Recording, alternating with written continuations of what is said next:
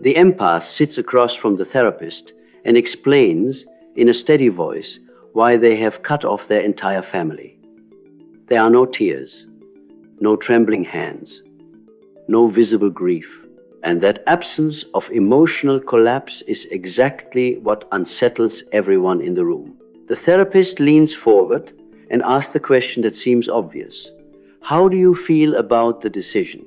The empath pauses, not to search for an acceptable answer, but to check inward with a clarity they have never known before. Then they respond with quiet certainty. Clear, not angry, not grieving, not defensive, just clear. Something in the therapist's expression shifts. A note is written quickly on the pad, because this level of calm resolution in someone who once dissolved into tears over a stranger's sadness does not fit any familiar psychological framework. It does not resemble healing as most people imagine it. It looks like something else entirely. Carl Jung spent decades observing individuals who went through this kind of transformation. What disturbed him was not the idea that these people were becoming hardened or emotionally damaged. It was that what they were becoming did not resemble any recognized model of recovery or growth. Their evolution was not visible as warmth, sociability, or constant compassion. Instead, it manifested as a quiet internal reorganization that made those around them profoundly uncomfortable. To the outside world, the empath appeared to be withdrawing, pulling back, becoming distant. Yet internally, something radically different was occurring. For the first time in their lives, they were experiencing a sense of psychological wholeness that did not depend on being needed or understood. This is the uncomfortable truth about empathic awakening. It does not look like light. It does not look like emotional perfection. And it rarely looks like what the spiritual marketplace promises. The person who emerges from this process often seems unrecognizable, not only to others, but to themselves. To understand what an awakened empath becomes, Jung insisted that we must first understand what they were before awakening began. Because the empathic identity most people admire is not always the result of spiritual sensitivity. Often, it is the result of adaptation. Jung observed that many highly empathic individuals developed their perceptual abilities in environments where emotional awareness was not optional. It was necessary for survival. These were children who learned to detect subtle shifts in mood before conflict erupted. Teenagers who absorbed tension in the household because someone had to stabilize the emotional climate. Adults who entered a room and instinctively sensed who was in pain, who was hiding something, who was on the verge of collapse. Their sensitivity was not simply a gift bestowed by destiny. It was a nervous system trained by experience, a mechanism designed to prevent abandonment, rejection, or chaos. Jung described this dynamic through the archetype of the wounded healer, the individual whose capacity to care for others emerges from an early history of having their own needs overlooked. From the outside, this looks like compassion. From the inside, it often begins as survival. For much of their life, the empath believes this sensitivity is evidence of something noble. They are told they are kind, understanding, emotionally intelligent. They become the one people confide in, the one who can be trusted to absorb the tension others cannot hold. Over time, this role becomes an identity so complete that it feels like questioning their own existence. But Jung noticed something unsettling beneath this admired exterior. He observed that the empath's attentiveness to others was often accompanied by a near total neglect of their own inner world. Their awareness moved outward with extraordinary precision, yet inward it remained strangely underdeveloped. They could map the emotional terrain of everyone around them while remaining almost illiterate in the language of their own needs. This imbalance did not arise randomly. It formed gradually in relational systems where the empath learned that safety depended on responsiveness. When love felt conditional, When stability depended on emotional performance, sensitivity became a strategy. Their nervous system learned to monitor tone, posture, silence, and subtle shifts in atmosphere. Over time, this vigilance hardened into habit. What began as adaptation became personality. The world then reinforced this structure. Friends praised their patience. Partners relied on their tolerance. Families leaned on their capacity to forgive. Each affirmation strengthened the belief that their value lay in how much they could carry for others. And because this pattern often prevented open conflict, it was rarely challenged. The empath became indispensable precisely because they asked for so little in return. Yet Jung argued that this kind of emotional availability, when driven by unconscious fear rather than conscious choice, creates a hidden fracture in the psyche. The empath appears generous, but internally they are divided. One part of them longs for recognition and reciprocity. Another part insists that needing anything would threaten connection. This inner split becomes the silent architecture of their relationships. Eventually, however, the structure begins to strain under its own weight. The empath may notice chronic exhaustion that cannot be explained by external circumstances. They may experience waves of sadness or anxiety that seem disproportionate to their current life situation. Physical symptoms sometimes emerge: tension, insomnia, unexplained fatigue, as though the body itself is carrying emotional burdens the mind refuses to acknowledge. Jung viewed these signals not as dysfunction, but as messages from the unconscious. They indicate that the personality constructed around constant accommodation is no longer sustainable. Something deeper is pressing for recognition. The awakening process often begins here, not with enlightenment or inspiration, but with disillusionment. The empath starts to see familiar relationships with unsettling clarity.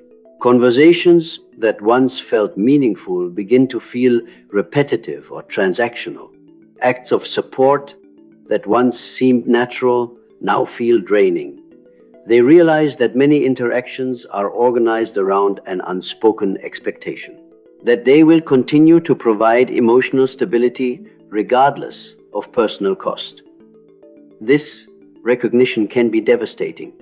It does not necessarily mean the people in their life are malicious. More often, it reveals that the empath themselves participated in creating dynamics where their own authenticity was secondary to maintaining harmony. They begin to see that what they called compassion sometimes functioned as self-erasure. At this stage, Jung noted a profound identity crisis. The empath confronts the possibility that their most celebrated qualities may also be defenses. They question whether their generosity has been freely given or unconsciously compelled.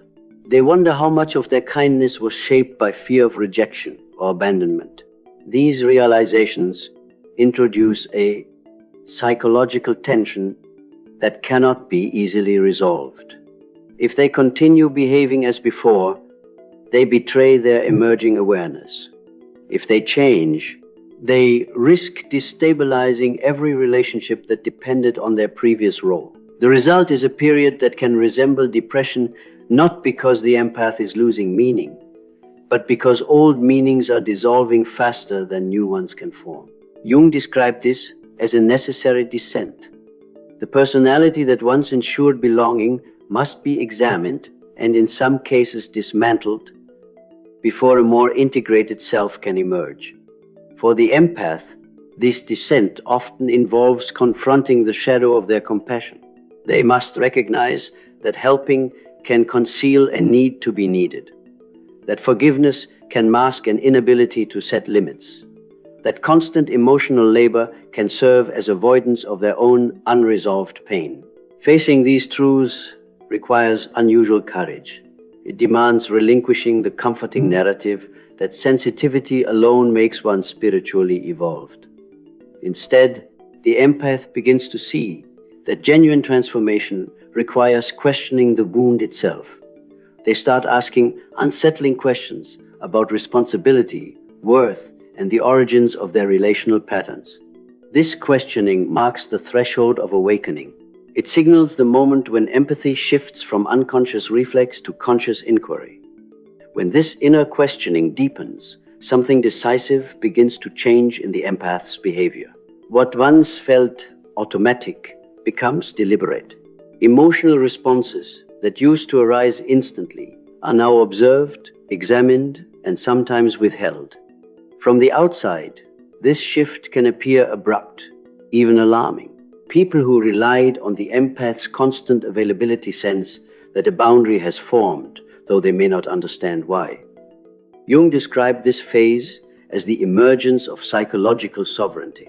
The empath is no longer unconsciously governed by the emotional climates of others. Instead, they begin to reclaim the territory of their own inner life. This reclamation does not happen dramatically. It often appears as small but unmistakable acts of selectivity. Invitations are declined. Conversations are shortened. Emotional labor that once felt obligatory is now evaluated in terms of genuine willingness. The old empath moved through relationships like open ground, accessible to anyone in need. The awakened empath becomes more like a carefully tended garden. Access is not denied out of hostility, but out of recognition that energy is finite and must be protected if anything meaningful is to grow. For those accustomed to unrestricted entry, this change can feel like rejection. Yet Jung saw it as a sign that the individual was finally differentiating between compassion and self-sacrifice. Alongside this selectivity emerges another unsettling quality: the capacity to tolerate tension. The empath who once rushed to smooth over discomfort now allows difficult moments to exist without immediate resolution. They begin to speak with a directness that surprises even themselves. Truths that were previously softened to maintain harmony are now expressed with clarity, sometimes without the familiar cushioning of apology. This development reflects what Jung called the integration of the aggressive shadow. Empaths often repress assertiveness because they associate confrontation with emotional danger. Awakening requires recognizing that the ability to assert boundaries is not a betrayal of empathy, but an essential component of psychological maturity. The awakened empath can still be gentle, but gentleness is no longer their only available response. They can also be firm, decisive, and at times uncomfortably honest. Another transformation becomes visible in the way they perceive suffering. Their sensitivity remains intact, perhaps even heightened. They still notice subtle shifts in tone, body language, and emotional atmosphere. What changes is their sense of responsibility. The pain they perceive in others no longer automatically translates into action. They can witness distress without assuming it is theirs to resolve. Jung referred to this as detached perception, a state in which empathy is present but no longer fused with compulsion. The awakened empath distinguishes between understanding another person's experience and being obligated to manage it. This distinction can appear cold to those who expected immediate rescue. In reality, it represents a profound restructuring of relational dynamics. Compassion becomes a conscious offering rather than an involuntary reflex. As these changes accumulate, the empath also becomes increasingly comfortable with misunderstanding. Previously, they invested enormous effort in ensuring that others saw them as kind, reasonable, and accommodating. Their sense of safety depended on maintaining a favorable perception. Awakening gradually loosens this dependence. They learn that clarity of self does not require universal approval. This does not mean they become indifferent to connection. On the contrary, their desire for authentic relationship often intensifies. What diminishes is their willingness to distort themselves in order to secure it. They state their boundaries once, sometimes twice, and then allow others to interpret those boundaries as they will. The exhausting cycle of over-explaining, justifying, and emotional self-management begins to fade. Jung understood this shift as the withdrawal of projections. The empath recognizes that they cannot control how others construct meaning around their behavior. Attempts to manage those interpretations are themselves forms of psychological bondage. By releasing this compulsion, the awakened empath steps into a quieter but more stable sense of identity. With this stability comes a new perceptual sharpness that can be unsettling for the social systems around them. They become adept at recognizing manipulation, inconsistency, and unspoken power dynamics. Patterns that once remained invisible now stand out with almost uncomfortable clarity. Because they are no longer invested in preserving dysfunctional harmony, they may name these patterns directly or choose to disengage entirely. This capacity makes them appear, in Jung's words, dangerous, not in a physical sense, but in their ability to disrupt denial. Families structured around secrecy, workplaces sustained by unacknowledged tensions, relationships dependent on emotional imbalance, all become difficult environments for the awakened empath to inhabit. Their presence introduces awareness, and awareness destabilizes systems built on avoidance. Yet this heightened clarity carries a cost. As the empath withdraws from roles that once defined them, their social world often contracts. Fewer people feel comfortable with the new equilibrium. Connections that were maintained through unconscious agreements may dissolve.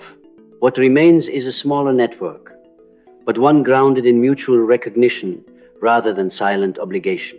Jung emphasized that this contraction is not evidence of failure.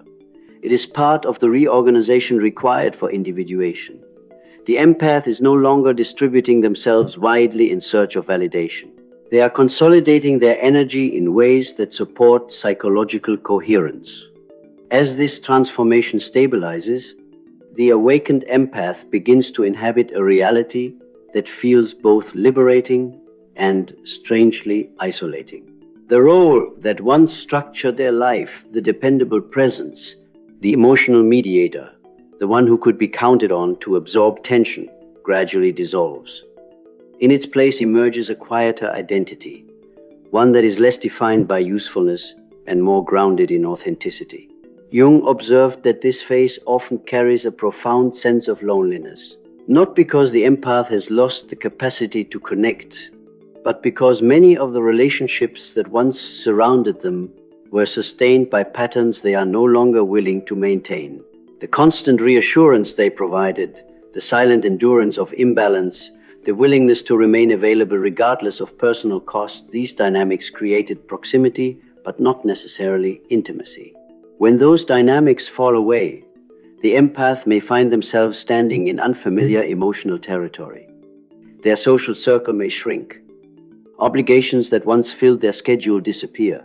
The external validation that accompanied their former identity becomes less frequent. What remains is an open psychological space that can feel disorienting at first. Freedom, in this context, does not arrive as exhilaration. It often arrives as uncertainty. Jung was careful not to romanticize this stage. He understood that genuine individuation requires grieving the loss of previous selves. The empath must mourn not only relationships that change or end, but also the comforting illusion that being needed is the same as being loved. They must face the recognition that much of what once felt like purpose was intertwined with unconscious attempts to secure belonging. Yet, within this difficult transition lies the emergence of a subtle form of power. It is not the visible authority that society celebrates. It does not rely on charisma, status, or control. Instead, it manifests as a steady inner orientation. The awakened empath develops a clear understanding of what they will accept and what they will not. Their boundaries cease to be negotiable experiments and become expressions of self-respect. This clarity transforms the function of their sensitivity. They still perceive emotional nuance with remarkable precision. They still feel deeply, sometimes more deeply than before. but their perception no longer dictates their behavior. It informs their choices without overwhelming them. Compassion becomes intentional rather than compulsive. Love becomes an offering rather than an obligation. Jung described this state as the emergence of the individuated empath, an individual who has moved from unconscious absorption to conscious participation in relationships. They remain capable of profound connection, yet they are no longer dissolved by it. Their identity is anchored internally rather than constructed through the expectations of others. To observers who preferred the earlier version of the empath, this evolution can appear unsettling.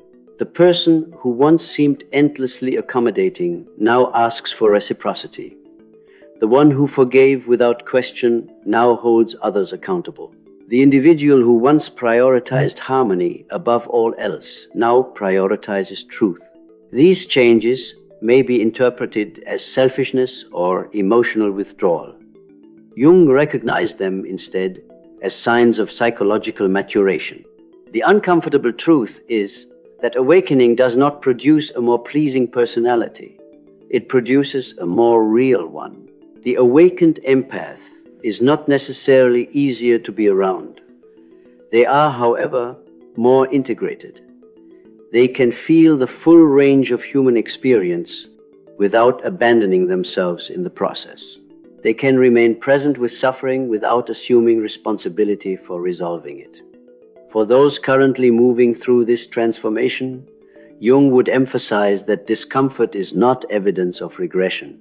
It is often a sign that unconscious patterns are loosening their hold. The grief, the solitude, the uncertainty, these experiences mark the dissolution of identities that once provided security but limited growth. What emerges beyond this threshold is not perfection, enlightenment, or constant emotional peace. It is something quieter and more durable, a different relationship with the self, a sensitivity that functions as a tool rather than a wound, a capacity for connection that does not require self-erasure. This is what the awakened empath becomes. Not a refined version of who they were, but a fundamentally reoriented presence in their own life. And while the path toward that state can feel painfully unfamiliar, it carries the potential for a wholeness that was previously impossible.